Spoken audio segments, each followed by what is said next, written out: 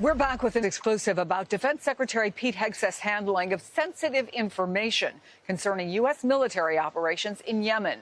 3 U.S. officials with direct knowledge tell NBC News the leader of U.S. Central Command had transmitted the plans to Hegseth over a secure government system.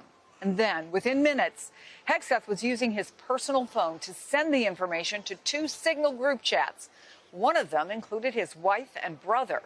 Joining us now, NBC News senior national security correspondent Courtney Kube, Charlie Sykes, MSNBC contributor and columnist, and Sabrina Singh, former deputy press secretary at the Pentagon. So, Courtney, what are we hearing from the defense secretary about all of this?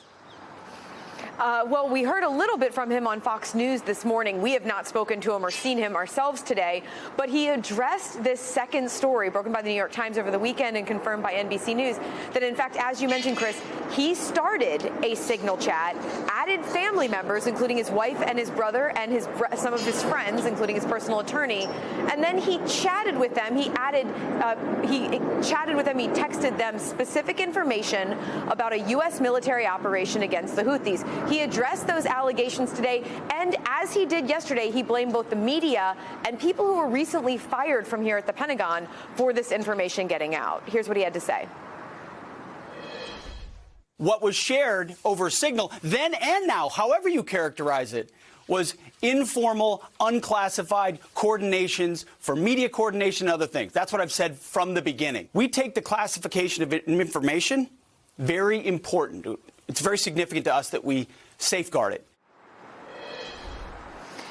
And that's one of the similar talking points that we heard the first time that we had reporting from The Atlantic about a Signal group that was created by National Security Advisor Mike Waltz and included the Secretary of Defense, where he also texted to these individuals. In this case, it was senior administration officials about an imminent strike and action against the Houthi rebels in Yemen. But what is clear here, according to our new reporting from our colleague Gordon Lubold and I, is that, in fact, the information that Secretary Hegseth was texting in these unclassified Signal chats came directly from the commanding general of U.S. Central Command, General Eric Kurilla. General Kurilla sent that information over a classified system. Secretary Hegseth turned around and literally within minutes was sending it on an unclassified system, that Signal app. Chris? Thank you so much for that, Courtney. So, Sabrina, as someone who's worked inside the Pentagon, how closely guarded is this kind of information sent by the leader of CENTCOM? I mean, simply put, this is classified information, and that's why the commander of Central Command sent it on a classified system of what's being reported. And to have the Secretary of Defense, no less than 10 minutes later, type up that classified information and put it into, sending probably from his personal phone into both chats. It's incredibly concerning. It's incredibly dangerous because that is information that pertains to an operation that hadn't yet begun. And what he did was he put at risk the lives of our fighter pilots that were in the air about to conduct that operation, and our sailors, of course, that are in the Red Sea about to launch some of those missiles towards those Houthi-controlled areas in Yemen. So, Sabrina, let me play for you what Hegseth said today about these comments and what he called leaks coming out of the Defense Department. When we had leaks, which we have had here, we did a serious leak investigation. And through that leak investigation, unfortunately, we found some folks that we believe were not holding to the protocols that we hold dear here at the Defense Department. Through that investigation, they have been moved on. Those folks who were leaking, who have been pushed out of the building, are now attempting to leak and sabotage the president's agenda and what we're doing. He's talking about pretty heavy turnover at the Defense Department this past week, including 3 of his own aides who were ousted in a leak investigation. Is there a double standard here? I think it's pretty clear that there's a double standard. I mean, if, in fact, those aides that have been ousted by the Secretary of Defense did leak unclassified or unauthorized information out, they absolutely should be held accountable. The Secretary of Defense himself did the exact same thing that he's accusing his aides of doing. I mean, he put classified information about an operation into 2 Signal chats, and yet there has been no accountability for the Secretary of Defense. And just, one more thing on this, in that Fox interview, the Secretary went on to say that he's constantly being briefed on war plans and operational plans. Well, it's then very concerning if he's constantly being briefed on the plans that we are conducting all around the world, that he doesn't understand how concerning and dangerous the information that he put in those signal chats is for our fighters overseas. So, Charlie, Congressman Don Bacon has become the first Republican lawmaker to suggest that the president should fire Hegseth. In fact, he told NBC News in a text message, and I'm quoting here, "If the reports were true regarding Secretary Hegseth, it is unacceptable, and I wouldn't tolerate it if I was responsible." I should say that congressman is a former Air Force general who chairs an armed services subcommittee that focuses on cyber issues, so he comes at this with a bit of credibility. Do you think his comments could have any ripple effect among Republicans?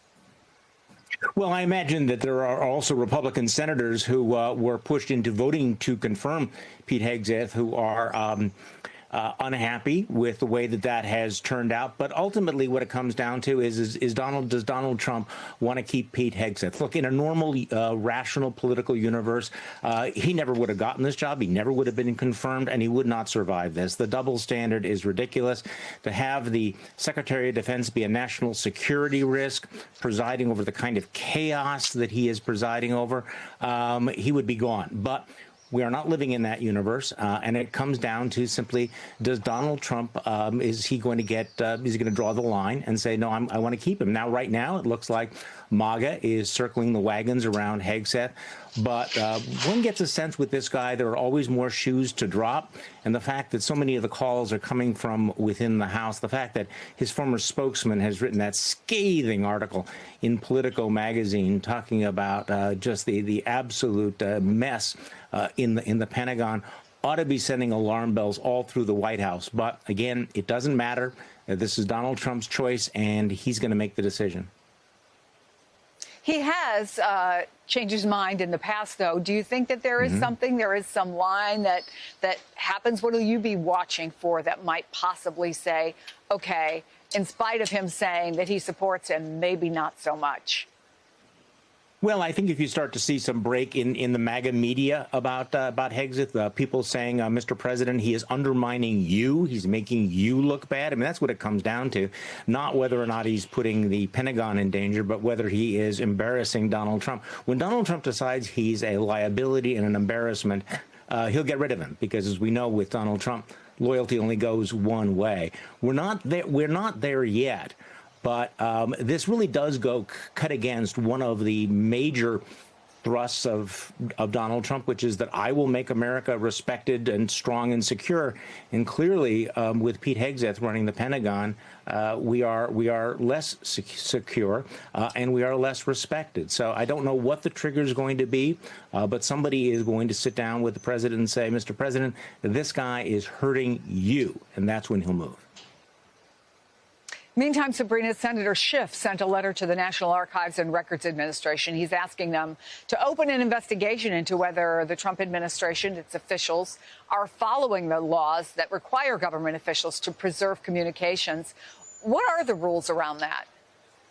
Yeah, and it's pretty clear that they're not. The rules are that the Presidential Records Act dictates that anything relating to government responses, correspondence, whether it be emails, text messages, have to be done on government systems, government phones. And so the fact that Pete Hegseth was using his personal phone to transmit, very sensitive classified information, to coordinate with the national security apparatus, which you saw with that first thread that was started by Mike Waltz, the national security advisor. And then, of course, the second thread that Pete Hegseth started, not only coordinating with aides in his office, but for some reason including his wife, his brother, and his personal attorney.